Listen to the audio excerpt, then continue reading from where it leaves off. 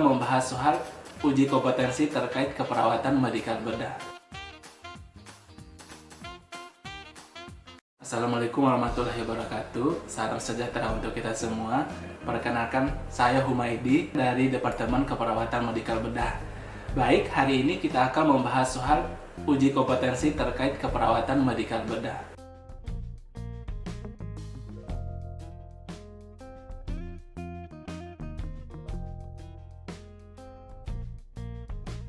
Ya, kita masuk soal keperawatan medikal bedah. Pada soal ini pertanyaannya adalah metode apa yang seharusnya dilakukan. Nah, di dalam soalnya kita bisa lihat apa kata kunci dari soal tersebut. Pada soal tersebut, pasien harus mendapatkan tindakan pemasangan kateter vena sentral untuk pemberian antibiotik. Selanjutnya, kata kuncinya adalah saat melakukan tindakan, pasien tidak bisa tenang dan tampak gelisah. Untuk pilihan jawabannya yang pertama yaitu melakukan restraint dengan lembut pada kedua pergelangan tangan. Yang kedua, menggunakan sarung tangan restraint pada kedua tangan. Yang ketiga, melakukan restraint pada seluruh ekstremitas. Yang keempat, berusaha untuk memasang kateter. Yang lima, menggunakan rompi restraint. Jadi, jawaban yang sesuai dengan masalah pasien dan pertanyaannya yaitu jawaban nomor 2, menggunakan sarung tangan restraint kepada kedua tangan, di mana di sini kita akan melakukan pemasangan kateter vena sentral, di mana cara yang paling sesuai untuk mengatasi masalah pasien yang tidak bisa tenang dan tampak gelisah ini yaitu dengan menggunakan sarung tangan restraint pada kedua tangan.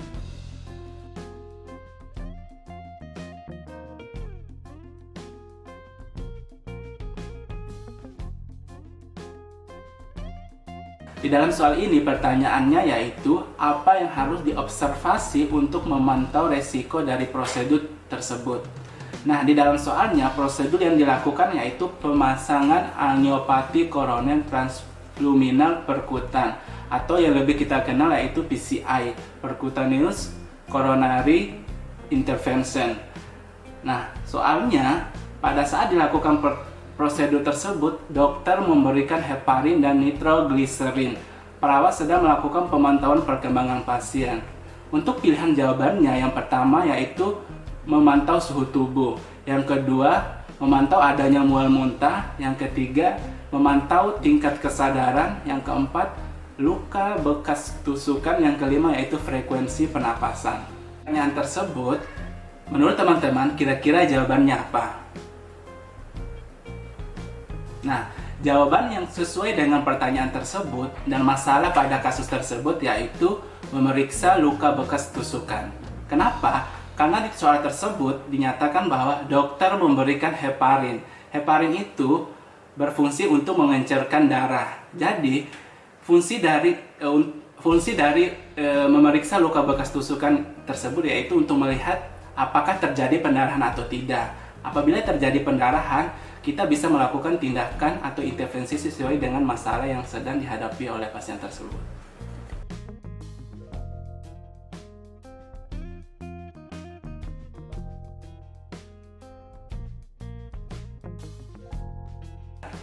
Di dalam soal ini pertanyaannya yaitu berapa tetes infus yang harus diberikan. Nah, kata kunci dalam soal tersebut yakni pasien mendapatkan terapi cairan intravena sebanyak 4.320 cc dalam 8 jam pertama dan infus yang digunakan adalah infus makro.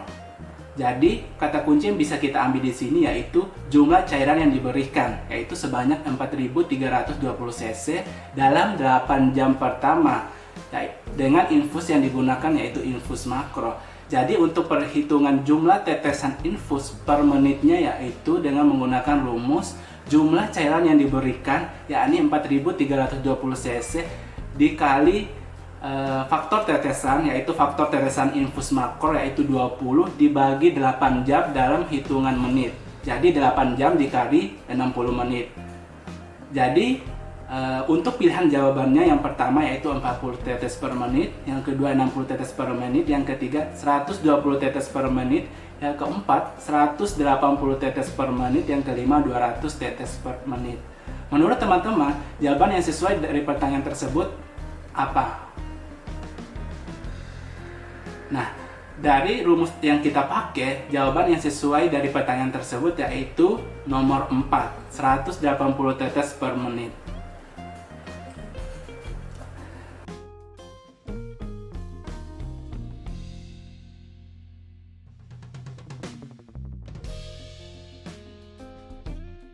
Apakah faktor penting yang harus dilakukan perawat dalam etika pelaksanaan asuhan?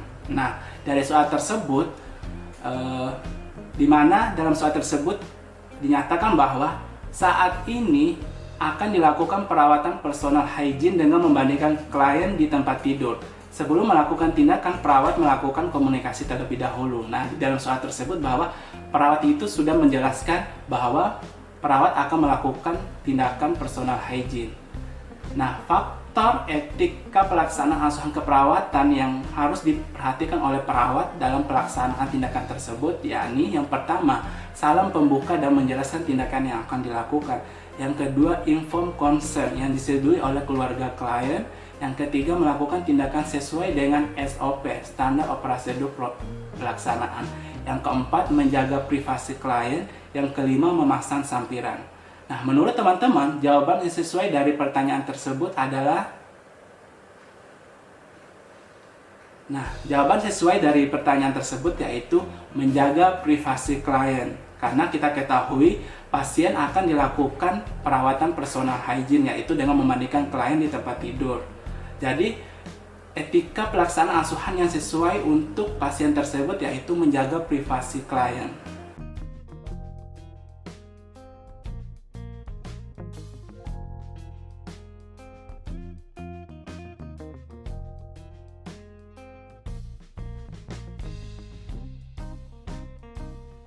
Pertanyaannya yaitu, apa diagnosa keperawatan pada kasus tersebut? Nah, kita lihat ada beberapa kata kunci dari soal-soal tersebut. Yang pertama, pasien ditemukan luka post-operasi hari ke-7. Yang kedua, kebutuhan mandi, BAK, dan BAB dibantu oleh perawat dan keluarga. Yang ketiga, pergerakan terbatas. Yang keempat, hampir semua kebutuhan dibantu oleh perawat dan keluarga. Kemudian, kata kunci yang terakhir yaitu pasien takut duduk karena terasa sakit. Nah, dari beberapa kata kunci tersebut, kita bisa mengambil kesimpulan diagnosa keperawatan utama pada kasus tersebut adalah pilihannya yang pertama yaitu hambatan mobilitas fisik, yang kedua defisit perawatan diri, yang ketiga resiko infeksi, yang keempat hipertermia, yang kelima kecemasan. Nah, dari pilihan jawaban tersebut yang sesuai dengan kasus atau kata kunci yang ada pada soal tersebut adalah apa? Dari jawaban yang sesuai dari pertanyaan tersebut, diagnosa keperawatan pada kasus tersebut yaitu hambatan mobilitas fisik. Karena sudah jelas di kasusnya kebutuhan dasar dari pasien tersebut dibantu oleh perawat dan keluarga. Adanya pergerakan terbatas dan hampir semua kebutuhan dibantu oleh perawat dan keluarga. Dan sudah jelas bahwa diagnosa keperawatan yang kita angkat yaitu hambatan mobilitas fisik.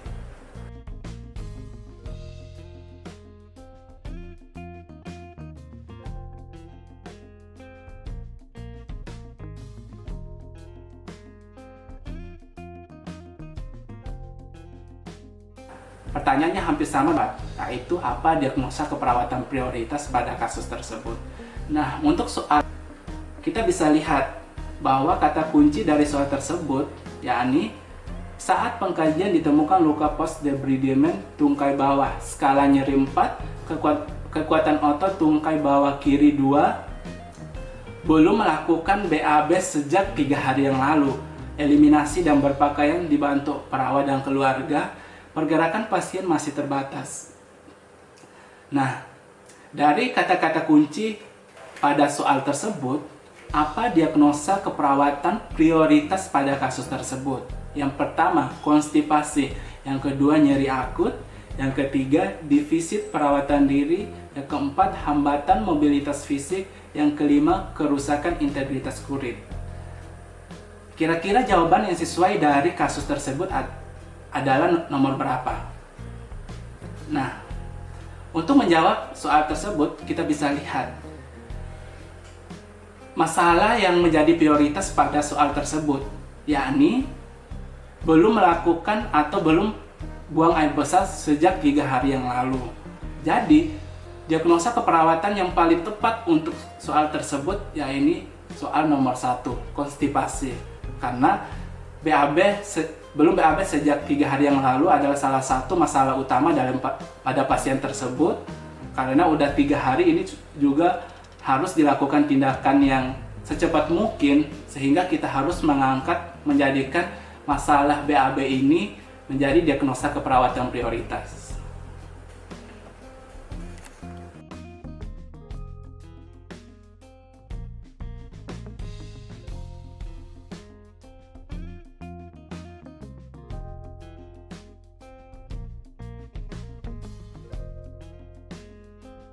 Nah, dalam soal tersebut, pertanyaannya yaitu apakah masalah keperawatan utama? Lagi-lagi ditanya masalah keperawatan.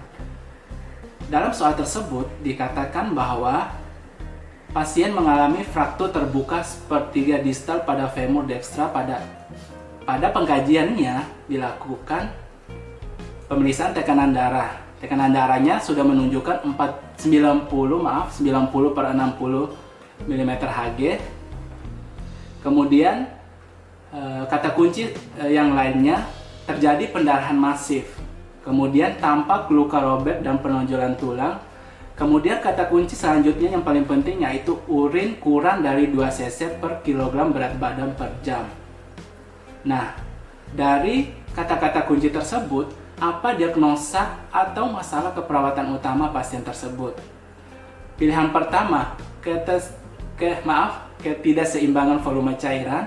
Yang kedua, perubahan pola eliminasi urin. Yang ketiga, hambatan mobilitas fisik. Yang keempat, resiko infeksi. Yang kelima, nyeri akut. Nah, dari kata-kata kunci tadi, apa masalah keperawatan utama pada pasien tersebut? Kira-kira teman-teman jawabannya apa? Nah, jawaban sesuai pada kasus tersebut yaitu ketidakseimbangan volume cairan. Di dalam kasus tersebut telah dijelaskan bahwa tekanan darahnya sudah 90 per 60. Kemudian ada pendarahan masif.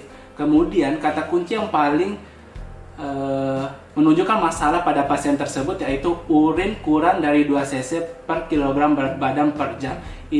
Ini adalah salah satu tanda atau data objektif yang ada pada pasien yang mengalami ketidakseimbangan volume cairan, di mana urin normal itu lebih dari 2 cc per kilogram berat badan per jam. Jadi untuk soal tersebut, jawaban yang sesuai yaitu ketidakseimbangan volume cairan.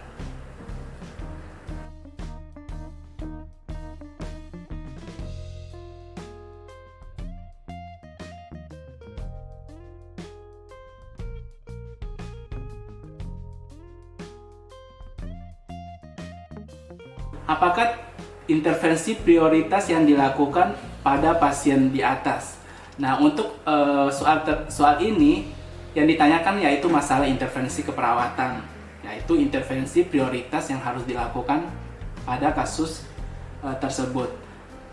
Nah, untuk kasus soal nomor 27 ini didapatkan hasil pengkajiannya ditemukan nyeri tekan sekitar gips. Ini pasien dengan fraktur femur sinistra. Kemudian pasien post operasi hari ketiga ORIF. Kemudian ada udem pada tungkai yang terpasang gips dan merasa kesemutan. Kemudian capillary refill time-nya lebih dari 3 detik. Kemudian kata kunci selanjutnya terpasang drain dengan volume 25 cc per 24 jam. Nah, untuk pertanyaan soal pada kasus ini, apa intervensi prioritas yang dilakukan? Yang pertama, tinggikan ekstremitas yang telah dilakukan operasi. Yang kedua, kaji tanda-tanda adanya sindrom kompartemen. Yang ketiga, lakukan masase untuk mengurangi nyeri. Yang keempat, observasi intensitas dan durasi nyeri. Yang kelima, amati dan catat cairan pada drain. Nah, intervensi prioritas yang harus dilakukan adalah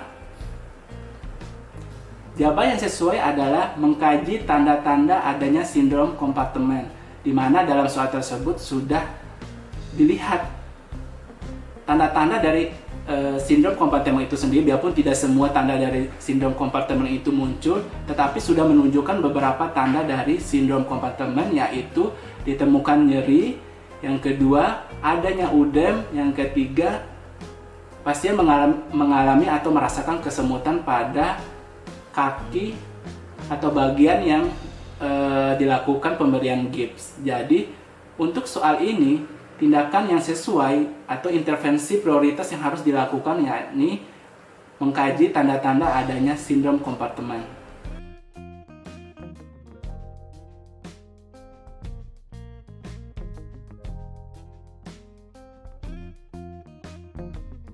Pertanyaannya yaitu, apakah masalah keperawatan utama yang muncul?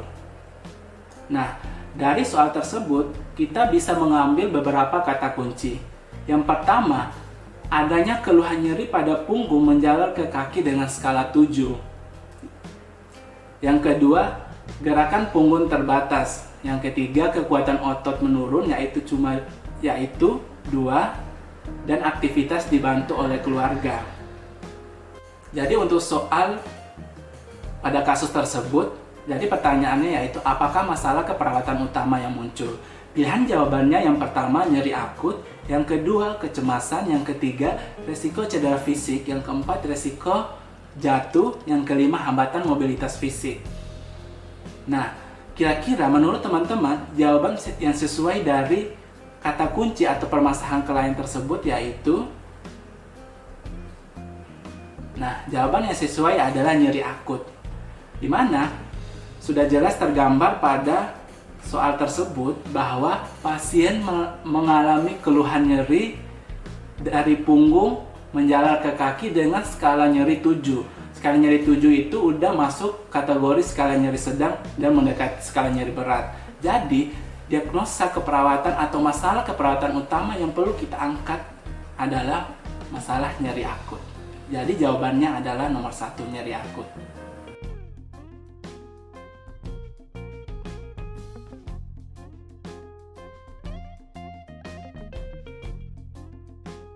Pertanyaannya sama dengan soal sebelumnya, yaitu masalah keperawatan utama. Lagi-lagi masalah keperawatan utama. Jadi untuk soal tersebut, pasien dikatakan bahwa mengalami penurunan kesadaran, GCS-nya sudah 12. Dan pada saat dilakukan pemeriksaan fisik, ditemukan luka robek pada tempora parietal sinistra, yaitu 3 cm. Terdapat udem, pasien sudah mengalami agitasi. Kemudian tekanan darah 140/90, pasien mual sudah 3 kali. Dan hasil CT scan-nya dikatakan bahwa ada pendarahan pada lobus temporal parietal sinistra sebanyak kurang lebih 30 cc. Nah, apa masalah keperawatan pada kasus tersebut? Pilihan jawabannya yang pertama, kerusakan perfusi cerebral. Yang kedua, kerusakan integritas kulit. Yang ketiga, resiko peningkatan tekanan intrakranial. Yang keempat, gangguan cairan. Yang kelima, resiko infeksi. Nah, dari kata-kata kunci pada soal tersebut, apa jawaban yang sesuai dari kasus tersebut? Masalah keperawatan yang bisa muncul pada pasien tersebut. Nah, jawaban yang sesuai adalah resiko peningkatan tekanan intrakranial. Karena kita lihat dari hasil CT scan-nya sudah menunjukkan bahwa terjadi pendarahan kurang lebih 30 cc pada lobus temporal parietal sinistra. Nah, dari kata kunci tersebut kita juga bisa mengambil langsung apa sih masalah keperawatan yang muncul pada pasien tersebut, karena kita bisa prediksi, kita bisa mengetahui bahwa di dalam otak, di dalam tengkorak itu yang bisa ada itu cuma otak, pembuluh darah, dan darah itu sendiri. Apabila terjadi pendarahan, otomatis itu akan mengakibatkan meningkatnya tekanan intrakranial. Jadi masalah keperawatan yang prioritas kita angkat pada kasus tersebut, pada kasus ini, yaitu resiko peningkatan tekanan intrakranial.